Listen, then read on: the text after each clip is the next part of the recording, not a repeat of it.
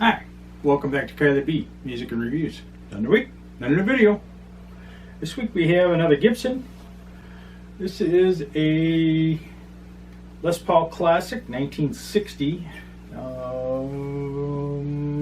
I think this is a 2008. So it's a few years old. The gold tops will start to check. This one already has started.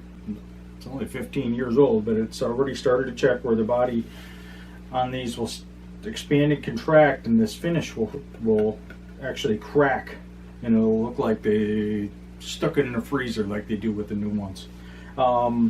This one, fortunately, is just starting in straight lines, so it may be a long time before it looks like the vintage ones do anyway. This has a 60 slim taper neck. 1960. Clues type tuners, rosewood fretboard, trapezoid inlays. This is extremely dry, it needs some oil. Has a vintage specs on it, basically, with the knobs and all the other stuff. It's classic. Uncovered pickups. I'm not sure what these pickups are. This looks like it was set up. It's in great shape. Beyond that, start of the finish checking, which is normal. This is in great shape. There's not a scratch on this guitar. For what is coming up to vintage, it's in pretty doggone good shape. These are fairly chunky. This one, I bet you, is not weight relieved. It doesn't sound like it anyway. This has a mahogany back on it. There's supposed to be a maple cap on there. I'm not pulling it apart to check. There's no cracks or nothing in the neck. Everything's perfect. Fit and finish on this is 300% better than anything I've seen on the shelf today. Mostly what I see on a lot of the new ones is they've worn through the finish basically right here in this hump. If you look right by where the strap locks are, there's a spot in all of them. Another thing too is check for glue along where the fretboard attaches to the neck. They're not cleaning that up very well. The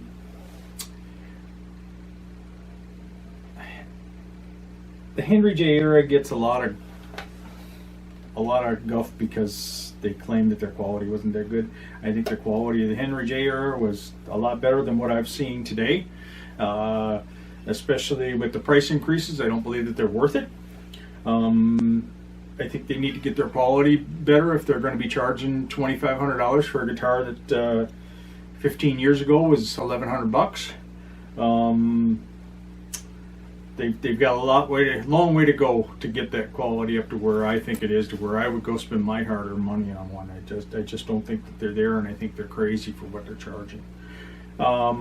This particular one is perfect. There's no glue anywhere. There's no separation of the fretboard.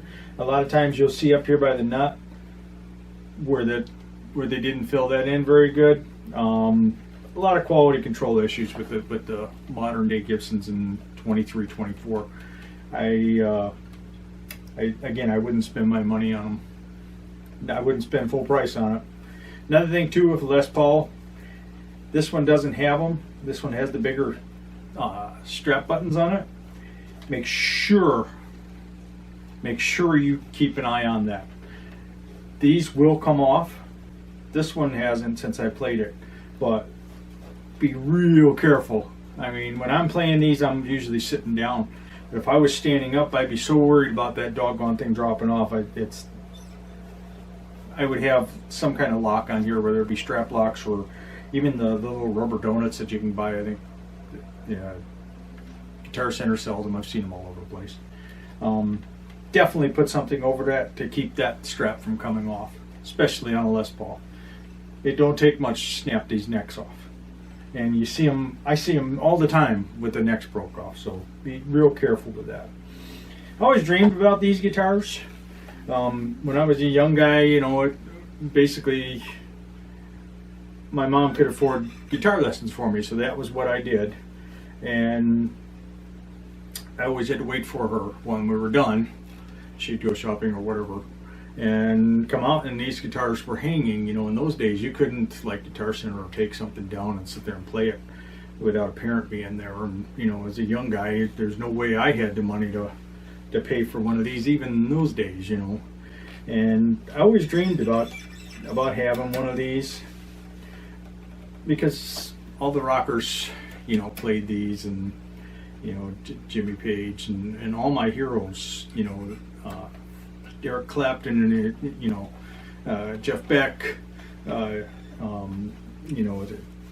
Gold Top. I related with a lot of guys too, and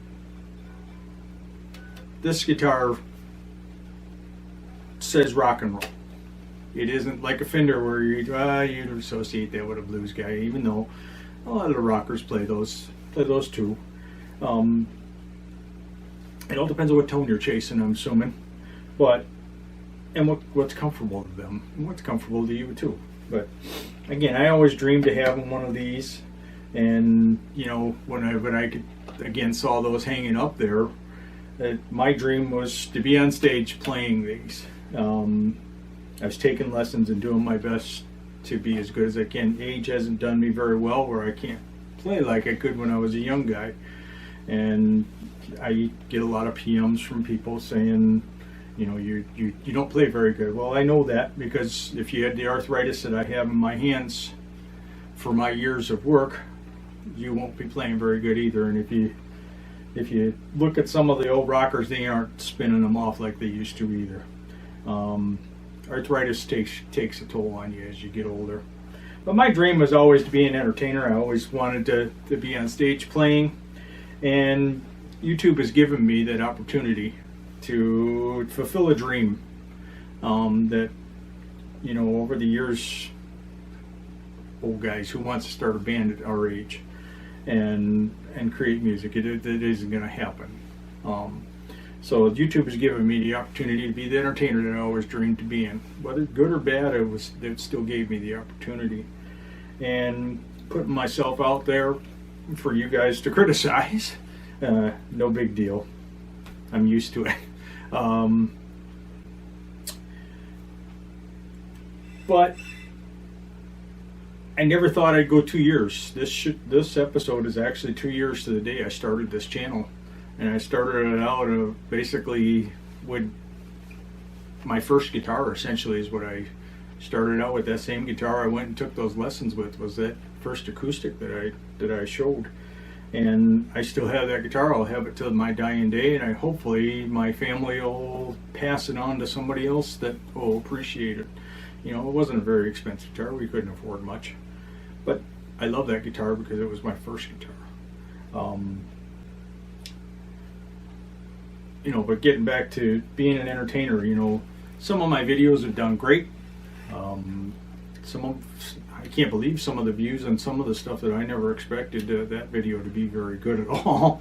But it's done really well, and some of them that I tried extra hard and nimbled my hands up and put cream on to make sure that my hands they didn't do good at all. They only got a couple hundred views at the most. But looking at it from an entertainer standpoint, I had more than one person watch, and to me that's a win.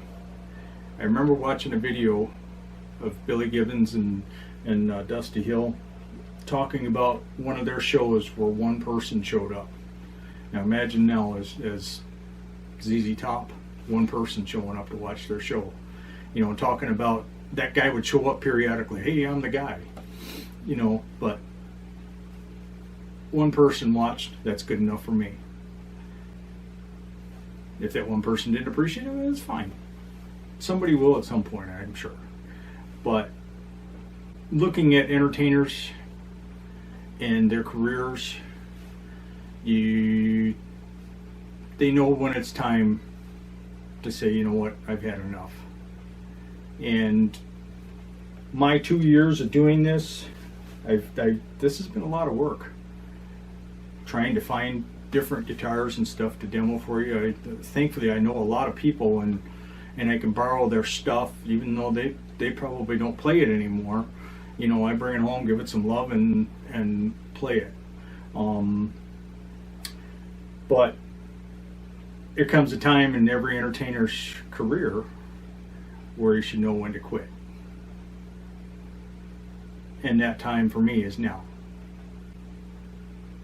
This will be my 2-year anniversary of starting this, and it's time to call it a career.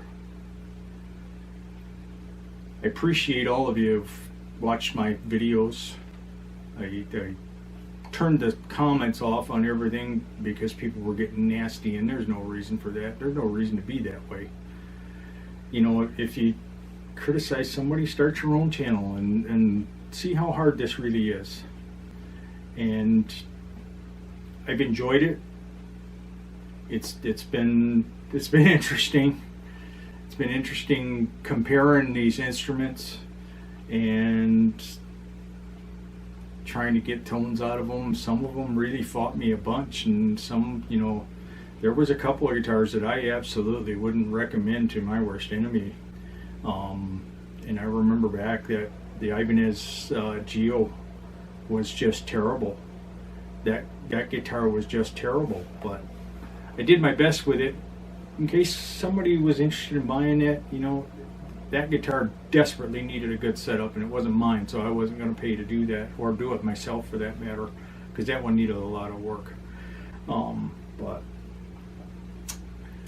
it's time for me to retire Kyler B as my career of a YouTube influencer, so to speak. It's been a great 2 years. I've done a lot of guitars. I've done a video almost every week except for when I was sick. I missed 2 weeks. I'm gonna miss doing these videos for you, but my arthritis has gotten so bad where my fingers hurt all the time, and it's time to stop. I appreciate all of you who've watched my videos. I really do. I hope that you pick up an instrument if you're interested in it, and you play it and you enjoy it as I have throughout my life. I've enjoyed these instruments. I'm glad my parents put me in lessons. You know, when times were bad for me, I could pick up a guitar and I could sit there and play and get my mind off of whatever was bothering me and fall into that and come out of it. Maybe that wouldn't work for everybody, but it did for me. A lot of times this was my only friend. We moved a lot, and not this particular one, but the acoustic was basically my only friend, and when you're a professional new guy, it helps you kind of relate to some people sometimes, and then it's time to move again. So it's time for me to say goodbye. Again, I appreciate all of you that watch my videos. I've had a lot of fun. Again, it's been a lot of work. I'm Kyler B. Goodbye. Take care.